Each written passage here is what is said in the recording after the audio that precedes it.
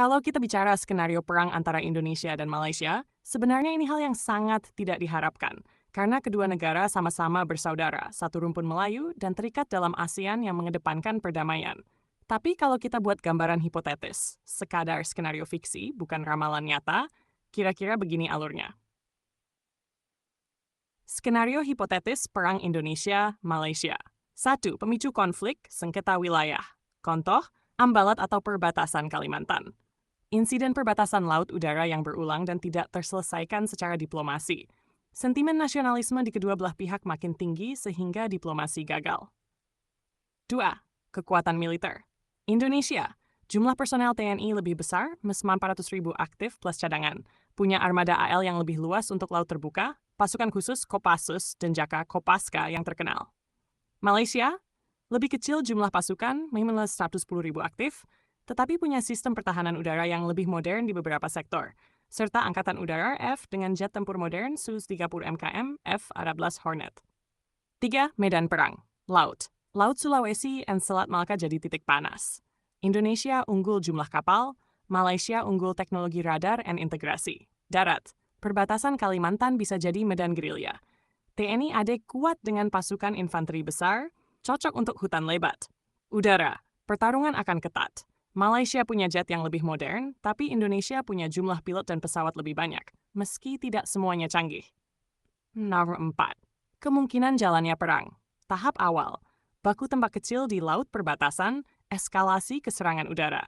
TNI bisa menggunakan strategi perang gerilya di darat, yang sulit ditandingi di hutan Kalimantan.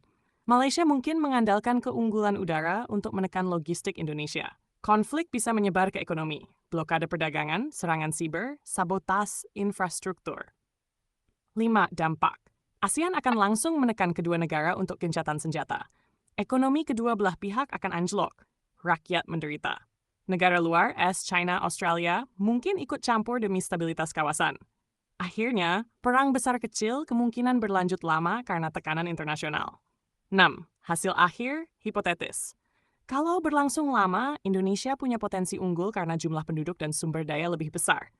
Tapi kalau perang modern dan singkat, Malaysia bisa menahan dengan teknologi pertahanan canggih. Ujung-ujungnya, diplomasi yang akan menyelesaikan bukan kemenangan mutlak militer. Jadi, kalaupun ada skenario perang, sebenarnya yang paling mungkin adalah konflik singkat di perbatasan, lalu diselesaikan lewat diplomasi internasional, bukan perang total. Mau saya buatkan cerita bergaya fiksi militer, misalnya seperti novel atau skenario film, tentang perang Indonesia-Malaysia?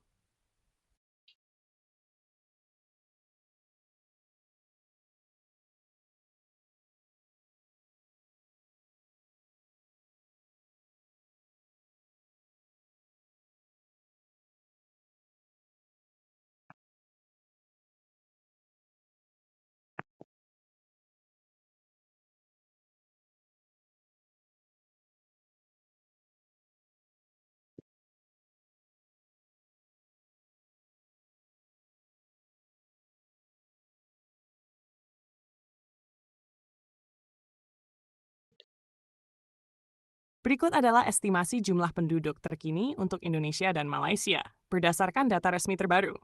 Jumlah penduduk. Indonesia per Mid 2025 estimasi resmi sebesar 284,44 juta jiwa. Wikipedia, alternatif estimasi dari Worldometer untuk tahun 2024 ada di kisaran 283,49 juta jiwa Worldometer. Jadi dapat kita simpulkan bahwa saat ini sekitar 284 juta jiwa adalah angka yang paling akurat. Malaysia, untuk tahun